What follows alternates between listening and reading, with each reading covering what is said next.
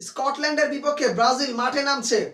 সত্যতা লড়াইয়ের থেকে সবচেয়ে বড় লড়াইটা করেছে এতদিন যাবৎকাল নেইমার। নেইমার বিহীন স্কটল্যান্ডের বিপক্ষে ব্রাজিল খেলবে কিনা এমন একটা চিন্তা ভাবনা ছিল, তবে সকল সংশয় কিন্তু উড়িয়ে দিয়েছে। নেইমার অবশেষে মাঠে নামছে। পুরো ম্যাচকে ঘিরে যতটা না বেশি উত্তেজনা ছড়িয়েছে, তার চেয়ে বেশি উত্তেজনা ছড়িয়েছে নেইমার স্কোয়াডে আসার ফলে। নেইমার স্কোয়াডে থাকা মানে বাড়তি সুবিধা ব্রাজিল টিমের। দেখেন, ব্রাজিল টিম নেইমারকে ছাড়াই অলরেডি দুটো ম্যাচ খেলেছে এবং তারা কিন্তু তাদের সেই শক্তিমত্তার জায়গাটা প্রমাণ করেছে যে নেইমারকে ছাড়াও ব্রাজিল টিম ম্যাচ জয়লাভ করতে পারে। তো নেইমার আজকের ম্যাচে খেলছেন, সেটা একেবারে দিনের আলোর মতো স্বচ্ছ। তবে দুঃখের জায়গা হচ্ছে রাফানিয়া, তিনি কিন্তু আসলে ইনজুরির কারণে ছিটকে গেছে। তবে তার ইনজুরিটা যে খুব বেশি গুরুতর এমনটা নয়, আজকের ম্যাচে তাকে আসলে দেখা যাবে না।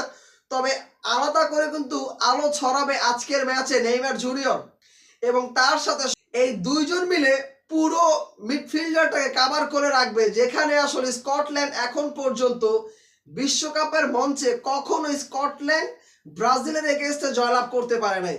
এখন পর্যন্ত দুইটা দল 4 বার মোকাবেলা করেছে ওয়ার্ল্ড কাপের মঞ্চে, তবে একবারের জন্য কিন্তু স্কটল্যান্ড ব্রাজিলকে হারাতে পারে নাই।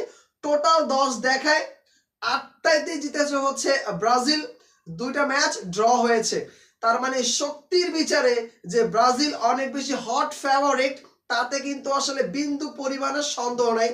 আজকের ম্যাচে যদি একেবারে আলাদা করে বলতে চাই স্কটল্যান্ডকে নিয়ে, দেখেন স্কটল্যান্ড তারা কিন্তু হাইতির এগেইনস্টে 1-0 গোলে ম্যাচ জিতেছে, আবার সমানভাবে মরক্কোর এগেইনস্টে 1-0 গোলে ম্যাচ হেরেছে। পয়েন্টস টেবিলে তারা 3 নম্বর স্থানে রয়েছে।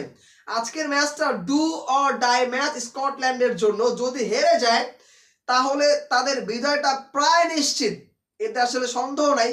যদি জিততে পারে কিংবা ড্র করে, তাহলে কিন্তু তৃতীয় স্থান হিসেবে আসলে কোয়ালিফাই করার একটা পসিবিলিটি থাকবে। তবে এই ব্রাজিলের এগেইনস্টে স্কটল্যান্ড জিততে পারবে তো পরের কথা, ড্রটাও আসলে সম্ভব কিনা সেটাও আসলে এখন একটা চিন্তার বিষয় হয়ে দাঁড়িয়েছে। স্কটল্যান্ডের হিকি, তিনি আসলে ইনজুরিতে পড়েছেন, তার সম্ভাবনা নাই খেলার আসলে। তবে স্কটল্যান্ড আজকে 3-5-1-1 ফরমেশনে তারা খেলবে। তার মানে তারা বোঝাই যাচ্ছে আক্রমণ যেই তাদের ভাগটা রয়েছে সেটা অনেক বেশি শক্তপোক্ত হয়ে তারা আজকে মাঠে নামবে। তাদের রক্ষণ ভাগটা রয়েছেন কিন্তু গ্র্যান্ট হেনলি, এছাড়া রয়েছেন জ্যাক হেনড্রাই এবং রয়েছে কিরান। তারা 3 জন মিলে কিন্তু রক্ষণ ভাগটাকে টেকেল দিবে। এছাড়া আক্রমণ ভাগটাও কিন্তু অনেক বেশি শক্তপোক্ত তাদের দলের। রয়েছে কিন্তু Nathan, Ryan, Christie, Lewis Ferguson, Robertson দলীয় অধিনায়ক, এবং স্কট তিনি কিন্তু নতুন করে যুক্ত হচ্ছে।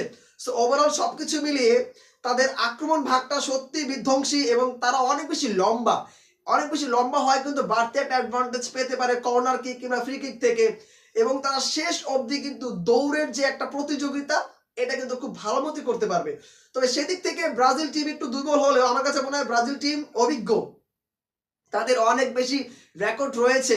স্কটল্যান্ডের বিপক্ষে ব্রাজিল হোঁচট খাওয়ার কোনো সম্ভাবনা নাই। তারপরও ফুটবল গৌরব বা অনিশ্চয়তার খেলা, যে কোনো কিছু হতে পারে। তবে এই ব্রাজিল টিমকে হারানোর শক্তি সত্যিকার অর্থে স্কটল্যান্ডের এই মুহূর্তে নাই।